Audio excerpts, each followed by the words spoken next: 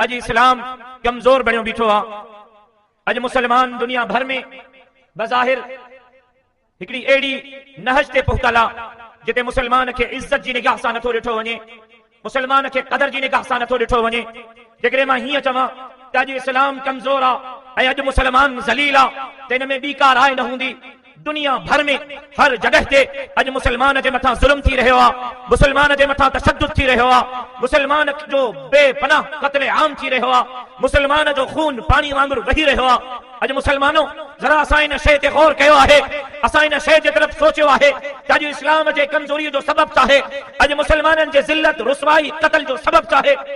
अॼु इस्लाम जे कमज़ोरीअ जो सबब यहूद ऐं हनूद नाहिनि, अॼु इस्लाम जे कमज़ोरीअ जो सबब नसराना नाहिनि।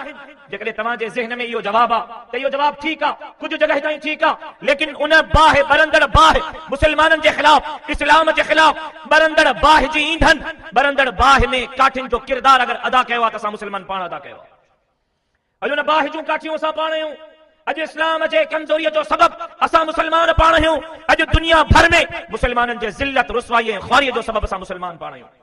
छो त असां दुनिया खे मक़सद ज़िंदगी बणाए छॾियो आहे ऐं दीन खे ज़रूरत ज़िंदगी बणायो आहे। लेकिन ए मुसलमानों, गैरतमंद दोस्तों, तव्हां असांजे ज़िंदगीअ जो मक़सद दुनिया न आहे, तव्हां असांजे ज़िंदगीअ जो मक़सद दीन आहे।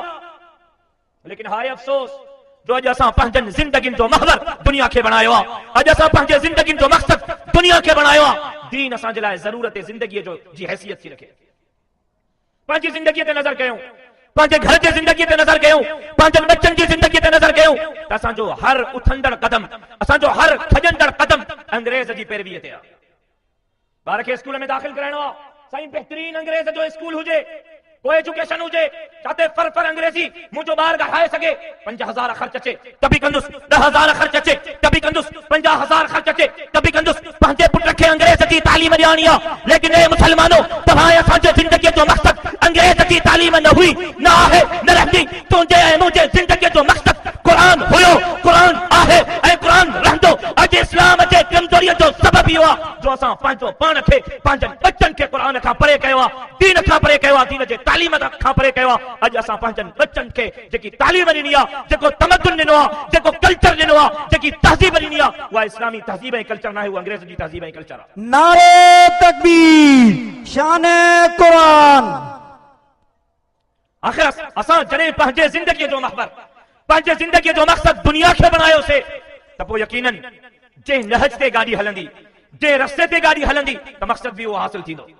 जेकॾहिं हितां गाॾीअ जो सफ़र शुरू था कयूं कराची जे लाइ ऐं रस्तो कराची वारो अख़्तियार था कयूं त यकीनन कराची पहुचंदासीं। हितां सफ़र था कयूं लाहौर जे लाइ ऐं लाहौर वारे रस्ते ते गाॾीअ खे गामजन था कयूं त यकीनन लाहौर पहुचंदासीं। पर जेकॾहिं असां इब्तिदा में पंहिंजनि बच्चनि खे अंग्रेज़ जी तालीम ॾिनीसीं, अंग्रेज़ वारे रस्ते ते लॻायोसीं, अंग्रेज़ जी तहज़ीब ऐं तमद्दुन ते लॻायोसीं त पोइ नतीजो अंग्रेज़ वारो निकिरंदो, पोइ नतीजो इस्लाम वारो न निकिरंदो।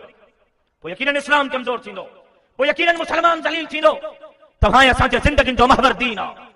अॼु असां दीन खे ज़रूरत ज़िंदगी बणायो आहे। बचड़ो ॼमे थो, खणी था अचो मौलवी साहब ॾे, साईं महिरबानी कर कन में अज़ान चई ॾे। हे 500 रुपया थी मौलवी साहब, हे 1000 रुपया थी साईं नज़रानो। असां कन में गूंजंदड़ अल्लाह अकबर जी सदा खे शायदि ज़रूरत ज़िंदगी सम्झो आहे त मौलवी साहब खे 500 रुपया ॾेई पंहिंजी ज़रूरत पूरी कंदासीं। लेकिन हे मुसलमानों, ॼमण वक़्त कन में गूंजंदड़ अल्लाह अकबर जी सदा तव्हां असांखे पैगाम ॾेई रही आहे त ज़िंदगीअ जे हर क़दम ते, ज़िंदगीअ जे हर मोड़ ते, ज़िंदगीअ जी हर स्टेज ते अगर अव्हांजे कामयाबी जी ज़मानत आहे त अल्लाह अकबर जी सदा आहे। नारे तकबीर, बैहक बैहक, नारे तकबीर, नारे तकबीर। शान मुस्तफा, शान सहाबा, तबीयतुल इस्लाम।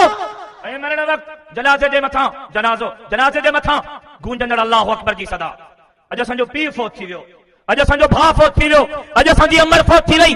हाय अफ़सोस जो अॼु पीउ जे जनाज़े पढ़ण जे लाइ पुट मुयसर कोन्हे। अॼु पीउ खे क़ुरान ऐं हदीस जे अहकामात जे मुताबिक़ कफ़न ॾियण जे लाइ पुट मुयसर कोन्हे। अॼु शरीयत जे हुक्मनि जे मुताबिक़ पीउ खे गुस्ल ॾियण जे लाइ पुट मुयसर कोन्हे। अॼु तव्हां पुट खे अंग्रेज़ जी तालीम पढ़ाए, अंग्रेज़ त बणायो, डीसी, कमिश्नर, एसपी त बणायो, पर जॾहिं तव्हां मरो था, जॾहिं तव्हां हिन पानी जहान खे छॾियो था, उन वक़्तु तव्हांजो इहो अंग्रेज़ पुट तव्हांखे कफ़न ॾियण जे लाइ अहल कोन्हे, तव्हांखे गुस्ल ॾियण जे लाइ अहल कोन्हे, तव्हांजे जनाज़े पढ़ण जे लाइ अहल कोन्हे, तव्हांजे मरण खां पोइ तव्हांजे क़ब्र ते कुल्हनि पढ़ण जे लाइ अहल कोन्हे। ॿुधायो त तव्हांजी ज़िंदगी कामयाब थी या नाकाम थी? कामयाबी तॾहिं आहे जॾहिं के मौलवीअ खे 1000 रुपयो ॾेई करे पीउ जे जनाज़े जे लाइ न वठी अचूं, कामयाबी तॾहिं आहे जॾहिं तूं ऐं मां मरूं त क़ुर जे हुक्म जे मुताबिक़, शरीयत जे हुक्म जे मुताबिक़ तुंहिंजो ऐं मुंहिंजो बच्चो असांखे कफन ॾे, असांखे हुस्न ॾे ऐं शरीयत जे हुक्म जे मुताबिक़ असांजी जनाज़े नमाज़ पढ़ी असांखे अल्लाह जे हवाले करे। कामयाबी तॾहिं आहे। दीन मक़सद ज़िंदगी आहे, दुनिया ज़रूरत ज़िंदगी आहे। दीन जे हवाले सां जेकॾहिं रस्ते जो इख्तियार कयोसीं त दुनिया भी कामयाब। दीन जे हवाले सां जेकॾहिं रस्ते जो तयजुन कयोसीं त आख़िरत भी कामयाब। ॼमण वक़्त गूंजंदड़ अल्लाह अकबर जी सदा खे सम्झोसीं त दीन जी कामयाबी, दुनिया जी कामयाबी, आख़िरत जी कामयाबी। ऐं मरण वक़्त जनाज़े जे मथां अल्लाह अकबर जी सदा खे सम्झोसीं त रब मोहम्मद जो कसम आख़िरत जी कामयाबी क़यामत जे ॾींहुं पाक पैगंबर जी शफ़ाअत जे सदके रब तुंहिंजे ऐं मुंहिंजे बख़्शिश जा फ़ैसिला कंदो। अॼु मक़सद हासिल करण जी ज़रूरत आहे। अॼु ज़िंदगीअ जे मक़सद खे सम्झण जी ज़रूरत आहे। बच्चन खे दीन पढ़ाइण जी ज़रूरत आहे। बच्चन खे क़ुर जो हाफ़िज़ करण जी ज़रूरत आहे। बच्चन खे आलिम करण जी ज़रूरत आहे। ए मुसलमानो, जेकॾहिं तव्हांजो बच्चो अंग्रेज़ थी वियो, दुनिया जे वॾनि मक़ामनि ते पहुची वियो, दुनिया जे वॾनि मनसबनि ते पहुची वियो, पर तव्हांजे लाइ कुल न पढ़ी सघियो, यकीन ॼाणजो त तव्हांजी दुनिया भी बर्बाद, त तव्हांजी आख़िरत भी बर्बाद। अंग्रेज़ जे तालीम जो मुखालिफ़ न आहियां, अंग्रेज़ जी तालीम जो मुखालिफ़ न आहियां, स्कूल जे तालीम जो मुखालिफ़ न आहियां। मां पाण एमए कई थम, एमए पॉलिटिकल साइंस, इल्म सियासियात में, सियासत में एमए कई थम शाह अब्दुल लतीफ यूनिवर्सिटी खैरपुर खां।